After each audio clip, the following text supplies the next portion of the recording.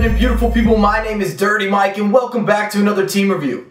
And if you're new to this series, then it's all about giving you the ins, giving you the outs, and breaking down some of the top squads in FIFA 14. And in today's EP, we've got Galatasaray coming at you live and in demand.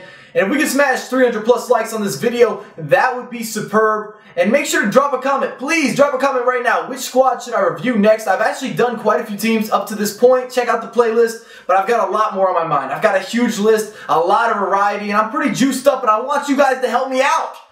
And before I get into all the custom tactics and the details in this video, if you guys need Ultimate Team coins, check out FIFACoinstoday.com. The links will be in the description, and make sure to use the code MICHS09.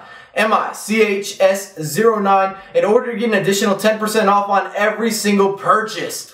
And I'm going with that 4-2-2-2. And that's a money formation this year, definitely a bread and butter. Seen it used in a lot of competitive tournaments. It's on the come up.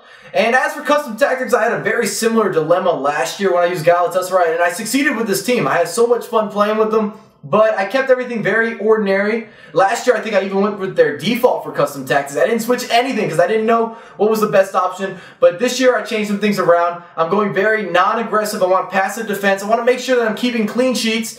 And you may notice this, but unfortunately, my account got hacked, so I had to start from the beginning. I was waiting to see if Xbox support was going to hook it up. They let me down. No worries. So we're working our way back up to Division 1. I believe we do win Division 10 and 9 in this video. We went 8-0, crashed both those divisions, which is definitely a good look. Thumbs up to that. So hopefully we can top the record we had prior to the whole EA/Xbox Live fiasco. And let's look at the defense. That's where I like to start. And in goal, we've got Muslera. And I want to say right now, if I mispronounce some of the guys on this team, I struggle so much with Galatasaray. Out of all the reviews I do, all the players I talk about, I always have a disaster in terms of pronunciation. So please forgive me if things don't come out as smooth as I'd like. As for keepers, he's okay. He didn't get challenged that much. We only conceded 2 goals in the 8 games. I actually had 31 goals scored and only 2 conceded. You're not going to lose many matches like that. We were on fire. And in the back, we've got Emmanuel, the ex-Arsenal player. We have Kaya, we have Chidru, as well as Saraglu. If you say that like that, I don't know. But the defense was solid. The positioning was on point. They looked like they like each other. And I feel like you can always kind of understand or get to know your squad a little bit if they're on the same page. And then the CDM roles, I went with Anan as well as Melo. Great combination. And there's a lot of obvious pros and cons when you're using Galatasaray. And then when you're attacking, you've got to have Snyder, you've got Yilmaz, you have Drogba, and this new guy that I haven't really used that much, what's his name?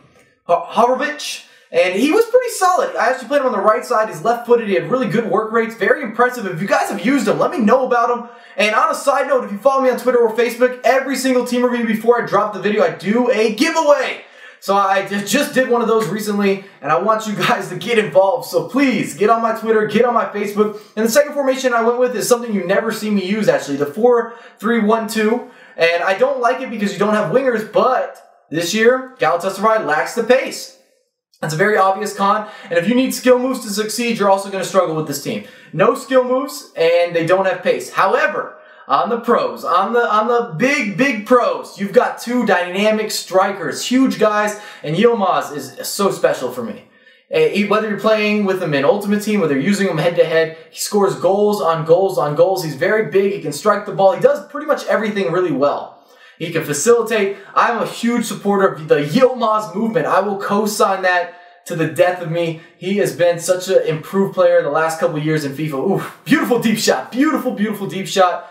But yeah, I had 10 with Yilmaz, 6 with Drogba, and we made a lot of good things happen. You know what you're going to get out of Snyder. He's always going to be a very consistent cam. Unfortunately, you just don't have those wingers. I wish you did. I really wish you had them.